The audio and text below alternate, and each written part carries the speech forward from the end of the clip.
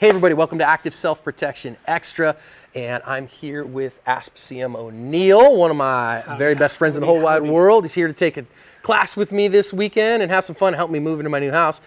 And we're thinking right now about the quarantines and stay-at-home orders starting to lift, and life not getting back to normal necessarily, but kind of reopening into the world. Now here in Arizona, we've had the ranges open the whole time. They've been essential, but maybe in your world it hasn't. So if I was going to spend 50 rounds when the quarantine ends, my first trip back to the range, how am I going to spend them? Let's talk about it. Thanks to C2 Tactical in Scottsdale for letting us have the range. We really appreciate that. You guys in South Dakota never went on any kind of lockdown. You didn't have no stay-at-home order. There's like 12 of you, though. All 10 of us. We just Governor called each one of you personally right? and said, hey, be smart. Yeah, that was it. But in Arizona, even here in Phoenix, we have always had gun ranges open, and gun stores have been essential because we love free America. But for those of you who haven't, maybe any long layoff, you've been a couple of months from the range. For some people, you know, the stay-at-home orders for the last 2 months hasn't changed their range habits because they don't go to the range all that frequently. So let's talk about what you think about. I'm going to tell you what I think about, and maybe Neil, what you would do, because you know you're instructing students that do this all the time. For me, I'm going to start just remembering the grip sights trigger paradigm. Right? Grip is the master, sight set the pace, trigger is the servant, and I do that without time pressure, because when I add time pressure, I make mistakes. Right? I go back and tell brain, hey brain, let's remember how we do that. So I'm going to start with 10 real slow fire single iteration shots. And then once I get those and I feel pretty good about it, then I'm going to start working on my sight alignment, sight control, grip, those things, and presenting the gun. So I'm going to present them out of just from a handed position and do that. Then I'm going to work a little bit on multiple shots, and then I'm going to spend the rest of my time working the gun from a concealed draw. Anything else you'd add in there? No, I don't know that I do it in that exact order. I think I would add the multiple shots, the finding your sight picture after the first shot and pulling a second one, just to kind of get a feel of that. So some double taps, for lack of a better term, after you find that, and maybe do 3 or 4 of those just to get a good feel of it, and then just work on that presentation, getting it out there and finding it every time. All right, let's do it his way because he's smart. We're going to start with putting our ears on. Good call. And let's just say for most of us, 7 yards might be a little bit much, so I'm going to step it into 5. I think 5 is a good place to start. So I've got a clean target here, and I'm just going to start with a 10-round group on a small target. I'm just trying to get a feel for, again, getting the gun to go off in the way that I want. So, John, are you looking at the small target, or are you looking at a tiny target? Define that. I mean, I think that it depends on your skill level. I'm going to go, these are little 1-inch dots. I'm gonna aim for this 1-inch dot. Now I'm running a Holosun 507C with a circle only.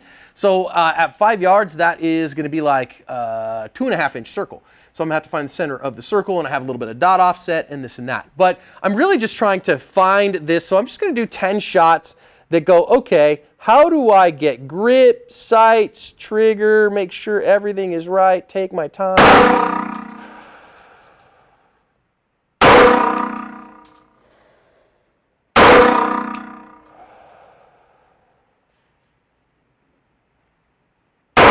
Notice that I didn't rush there. I didn't pull a cadence. I just want to get the hits.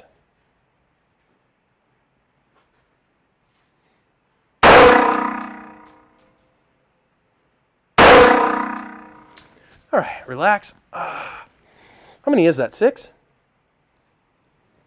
I wasn't counting, but I'll say 6. We'll look in a second. Yeah, that is, I've got 6 still in it, so 2 more.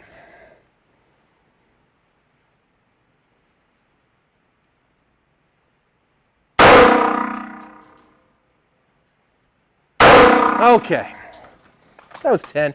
Let's go take a look. So at 5 yards, I drilled a ragged hole out of 10 shots. Okay, fine. Now I'm not telling you have to hold to that standard of marksmanship, okay? Maybe you can, maybe you can't. If you can, great. If you can't, okay, maybe this target you want to draw a 2-inch circle or a 4-inch circle or an 8-inch circle, whatever it is you can do. But that just gives you that warm-up that reminds you what it feels like when the gun goes off. But of course reminds you to grip the gun, sight the gun, and trigger the gun. Yep. Oh, so for the internet warriors, John, explain why your shots are a little bit low on the dot there. I'm sure the internet warriors are going to be there. Come. Again, at 5 yards, I was aiming right on the center of the circle on purpose because I'm running a red dot. It has what's called dot offset, right? So at 5 yards, my dot is zeroed at 10 and verified at 25. And so here at 5 yards, it's going to hit about an inch low. That's just the way that it is. And you're aiming at the same place every time to make sure you get that pattern. So you're really Consistent looking pattern. for the pattern, not to kill the target Yeah. at that distance. Okay, so now let's do some of Neil's double taps. So now I'm going to aim for the heart box. I'm going to try to put them in that 5-inch box, and I'm just going to run a couple of double taps. Now by a double tap, what we mean is I'm going to shoot the gun and get a second sight picture, shoot the gun again, get a third sight picture, and prep the trigger. I'm not just going brrr. I'm not doing what most people would, the old school like hammered pair or anything like that. What I'm doing is 2 sight pictures, 2 shots, third sight picture, wait, and then see it, okay? So if I'm here and I've got the gun out here and I'm ready, okay, I saw it twice, got 2 good hits, got 2 hits where I wanted them, feeling pretty good about that. Okay, good about that. Now I know for a fact that I'm out in that magazine, so I'm gonna put some new ones in. Okay, I've got that. Let's see here. Okay, feeling good there. Ah, pushed a little. That's what I wanted to do. Now, wait a minute. That was another 10 rounds. Yep. Sure was. Okay, I'm gonna holster that up. Let's come on and take a look and see how I was doing here. So again, once again, I don't want you to think about, oh, how fast was John shooting? I'm just shooting at 5 yards here, shooting in this heart box kind of 5-inch square here. I pushed one to the right just a tiny bit. These things do happen. But I'm pretty happy with that. I mean, I think that's a pretty good spot. So what are we gonna move on to from here? Presentation. Now we're going to work on that presentation. Let's go back and do that again. Okay, back at 5 yards again. So now I'm not even going to work from the holster yet. I'm going to work from in hand here, drive out, see my sight, see my dot, let the shot break when I want it to, right? So again, if I'm here and I go, all right, here was what I wanted to see. We do front sight proud a little bit when we were shooting with a red dot. That's a whole different video. But again, I'm just warming this up. I haven't been shooting in a while. So I'm warming this up that says, there's my dot, and I let it fly and get another sight picture. Cool. See it, get another. Saw it. Oh yeah, I saw it, but that's why I was high to it. Yeah. That was high, but it actually ended up landing. Look at that.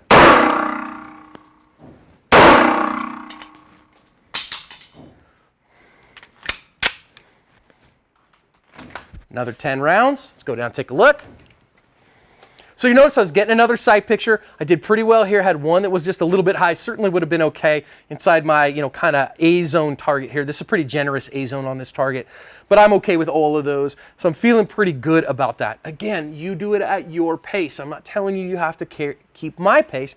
I'm just showing this warm up at that idea. Now, I'm going to do another 10 rounds. These will be rounds number 31 to 40 that I'm going to draw the gun and get a single shot and a smallish target.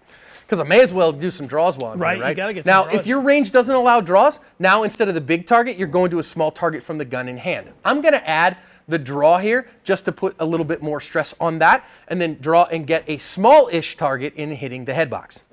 This is like a head triangle. Here I am.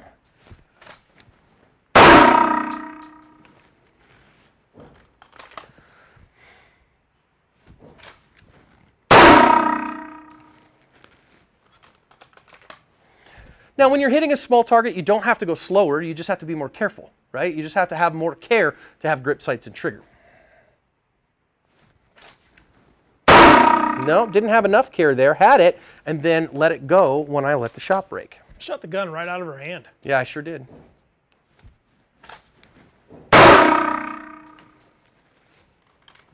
I like that I'm not hesitating much here.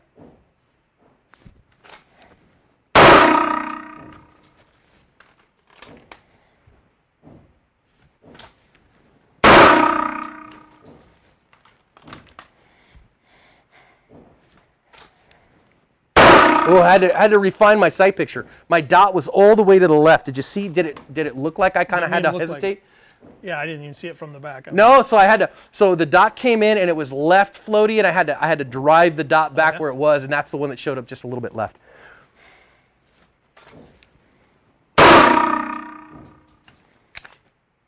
I got 6 left, so we're going to go one more. That would be 10.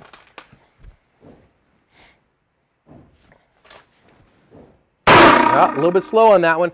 So my hands were running a little slow. All right, let's come down, take a look. I'm pretty confident in those. Missed that one, called it when I hit it, right? Called it when it happened. Had the dot here. As I pressed, dot went out of my accepted spot, and I didn't hold off on it. So that was a called shot. Okay, fine. So that's 40. Now, I have 5 rounds left in the gun. I used 3 15-round HK mags out of this, and so I got 5 rounds left in the gun. So I'm just going to say, yeah, I don't feel like loading magazines and loading that last 5. So what I'm going to do is I'm going to run 5 shots on a draw to first shot and run them as a single iteration. I've just done 10 draws. I don't need to do another 5. I'm going to go 5 shots to this A-zone target with rapidity to build my speed up again. It's figured out. And I could do 2 of these if I had 10 rounds in the gun. I just only have 5 rounds in the gun, and I'm being lazy. All right, here we go. I had 6. I had a bill drill. I would say that's pretty good. Again, for the 3rd time, 5 out of the 6 there. Added a 6th one just below that 5-inch heart box, but I'm not too worried about that. So that was a 45-round kind of refresher after, a time off. Now, how would you work on the rest of that? Once again, I just want you to say, I'm not telling you, oh, if you don't go as fast as John went on this one, then you're wrong. I'm saying, here's a way to warm up again and get yourself back in the flow of shooting. And then maybe a few weeks later, do some dry fire work during the interim few weeks, come back, shoot it again, get some improvement, and get back on the horse, man. I know you guys, man, you've been doing that just because it's been cold. Right, yeah. We take months off in the wintertime because there's feet and feet of snow out there. And yet he lives there voluntarily. It's God's country. Guys, get back out there and get shooting. Let's do the best we can, of course, to take care of our communities and make sure that we're not making unwise decisions and making unnecessary risks. But maybe it's time to get back out there and get some shooting done.